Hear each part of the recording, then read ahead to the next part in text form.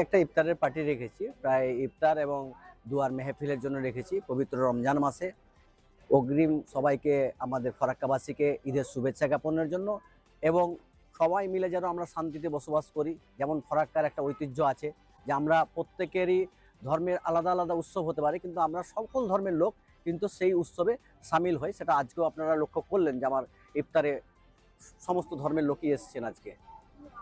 তো আমি চাই যে এইভাবেই চলুক ফরাক্কা, যেন আমরা শান্তি শৃঙ্খলা বজায় রেখে সম্প্রীতির বজায় রাখতে পারি এবং সকলে মিলেমিশে থাকতে পারি।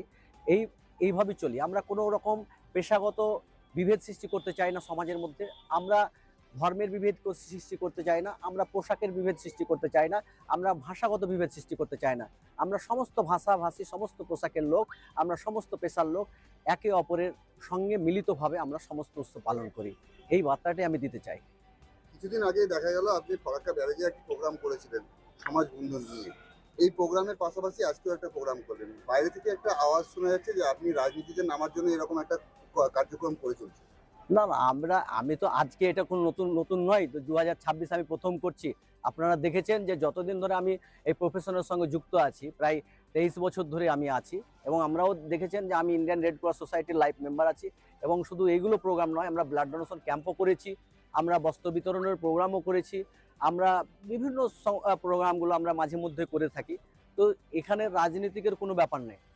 আমি সমস্ত, আপনি তো আজকে দেখেছেন যে সমস্ত সমস্ত রাজনৈতিক বর্গই এখানে এসছে, কারণ মানুষ তো বিভিন্ন রাজনীতির সঙ্গে যুক্ত থাকে। তাই বলে মানুষকে আমি মানুষ মনে করি এবং মনুষ্য ধর্ম শ্রেষ্ঠ মনে করি, তাই আমি সকল সকল ব্যক্তিকে এখানে উপস্থিত করেছি। এর মধ্যে কোনো রাজনৈতিকের কোনো কিছু নাই।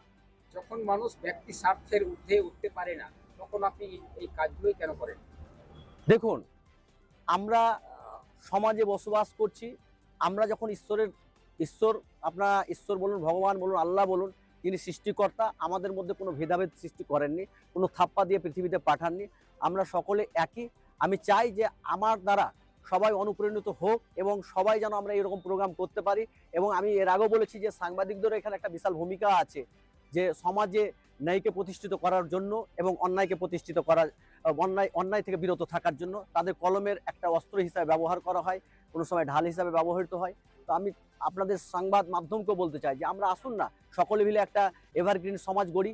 সকলে কোনো ভেদাভেদ ভুলে গিয়ে, কোনো রাজনৈতিক ভেদাভেদ ভুলে গিয়ে, সমস্ত ভেদাভেদ ভুলে গিয়ে আমরা সকলে একত্রিতভাবে মিলেমিশে থাকি না, সমস্ত উৎসবে হই হুল্লোড় করি। এটাই চাই আমি। আচ্ছা, কতগুলো লোক নিয়ে ইফতার হলো? না ইফতারে কি কি ছিল? আজকে আমরা আমরা এখন পর্যন্ত হচ্ছে, আমরা ইফতার এবং তারপরে আমরা যে ডিনার পার্টির আয়োজন করেছি, প্রায় আমার ধারণা 1000 লোকের অ্যারেঞ্জমেন্ট করেছি। এখন পরবর্তীতে বুঝতে পারবো যে কত আর লোক হচ্ছে না হচ্ছে। এটা কোথায় আয়োজন হয়েছে? এটা আমরা করেছি নিউ ফারাক্কা বাস স্ট্যান্ডের সংলগ্ন পথের সাথীতে।